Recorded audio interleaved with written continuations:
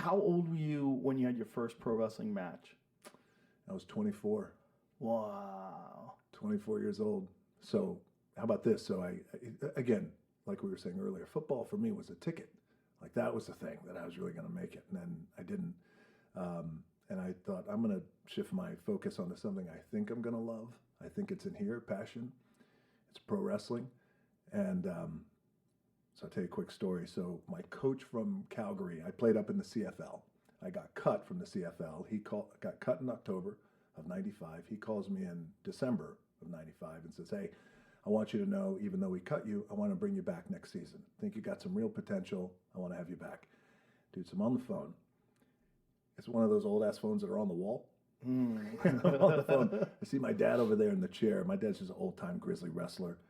We're living in his little apartment in Tampa. My mom's over there on the couch. And I tell the coach quietly, Wally Buono's his name. Great guy. I said, hey, thank you for the opportunity. I really appreciate it. But I'm going to have to close this chapter in my life. And he's like, I hear him kind of softly talk. Okay, yeah. I said, so thank you very much. I appreciate it. Hung up the phone. My dad said, who was that? I said, oh, it was a coach from Calgary. He said, what do you want? Oh, he wanted to offer me another contract for next year. By the way, the contract was like, I was making $300 a week Canadian. Wow. So there was no money up there, at least not for me. And he goes, so when are you going to go? My old man said this. I said, I'm not. He said, what do you mean you're not? I said, I think I'm done. I'm done with football and the pursuit of it. It's just not in my cards. He said, what are you going to do?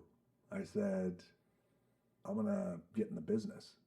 He went, what business? I said, the wrestling business. Dude, we got in the biggest fucking fight. Really? The biggest. He didn't want you to do it? He didn't want me to do it. But my old man was a groundbreaker, first black tag team champions in WWE. He was jacked. Pull up my dad if you can. Rocky Johnson. I want to show you. Like he was I know your dad. jacked, man. He was jacked. He was part of that group in the early 80s, right? Mm-hmm. Who were like bodybuilding and look at that shot. What? Dang it. That's the genetics, son. That's it, brother. That's where rock genetics come. That's it. Yeah. Oh my God, he was jacked. So, and we bonded. He used to get me up and take me to the gym when I was 5, sit in the corner, and that's how I get to, really bond my dad. He didn't want me to do it. And we got into the biggest fucking fight. My mom's crying, I'm crying. And he said, what do you think you have to offer? I said, I don't know. Maybe I'm going to fucking suck, but I got to give this a shot. And it got to a place where I said, either you're going to help train me, I'm asking you to help train me, or I'll go to somebody else. And at that time, Bret Hart and that whole family had his dungeon up in Calgary. I said, maybe I'll go to Calgary. He agreed to train me, but I realized he didn't want to see that happen because he felt like, hey, look around. Like I was one of the successful ones in wrestling, but I got a little fucking apartment that I can't even afford to pay $500 a month. I don't want this for you. So we got into a huge fight. He eventually trained me. I call a guy after 3 months of training, call a guy named Pat Patterson, who was Vince McMahon's right-hand man, very brilliant mind in the world of pro wrestling, first openly gay wrestler, tough motherfucker. I call him up because my parents knew him, and I said, hey, Pat, this is Dwayne Johnson. Who? Dwayne Johnson. Rocky Johnson's son. Oh, yeah, what do you want? Hey, I'm training to get in the business. What fucking business? It's a recurring theme. Everybody's like, what fucking business? The wrestling business. Why the fuck do you want to do that? You're just feeling like you're just getting bombed right, left and right by these OGs. So I said, I'd love for you to come down and just watch me train. And if I got anything to offer, just let me know. And if I don't, just let me know. That's all I want. He agreed. He came down, watched me train.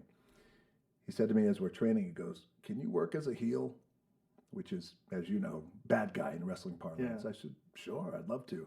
We start the match. I work as a heel, more aggressive, dirty, cheating stuff, right? He goes, okay, done. And I trained in a boxing ring, and as you know, boxing rings are fucking hard. It's like this, right? So getting suplexed on the fucking table, so it really hurt. That's how I came up in wrestling. He's smoking a cigarette. I said, what do you think? Do I have anything? He goes, yeah, you just keep working. Take care of yourself, and leaves.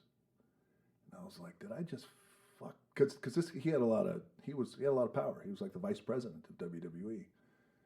I said, okay, well, thank you so much for coming out. And I said, just keep working. He goes, just keep working.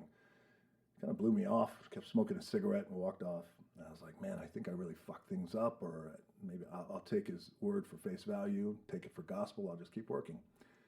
Little I knew, he went home and he called Vince McMahon. He said, you got to see this fucking kid. And Vince said, who? Rocky Johnson's son. He goes, all right, let me see him. Bring him out this Monday on Raw. And I'll throw him out in a match before the show starts. Whoa. Corpus Christi, 15,000 people. Whoa. Dude.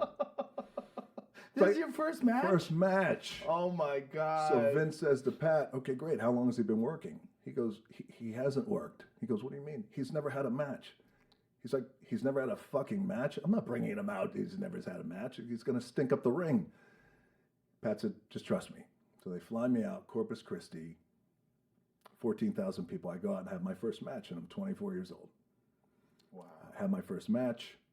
Because usually when you break in, you're wrestling at a farm or there's a barn, 10 people, 14,000 people. I wrestled the Brooklyn Brawler, who's famous in the world of wrestling. And I get backstage. Everyone's, hey, great job, keep working. I see Vince McMahon. He says, you did a good job, but be prepared. I'm going to give you a little bit more tomorrow. I went, great, okay. I see Pat Patterson smoking a cigarette. Come here for a second. I said, yeah. He goes, your punches. I went, yeah. They fucking suck. Just riding me.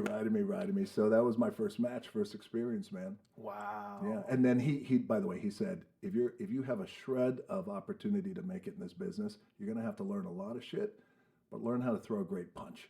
What was wrong with the way you were throwing a punch? It just didn't look real. And the best of punches, like you got to be snug. You lay them in a little bit. You pull it back a little. You pull it, well, you can pull it back a little, but I found the best punches is you follow through, but learn how to just tap a little bit.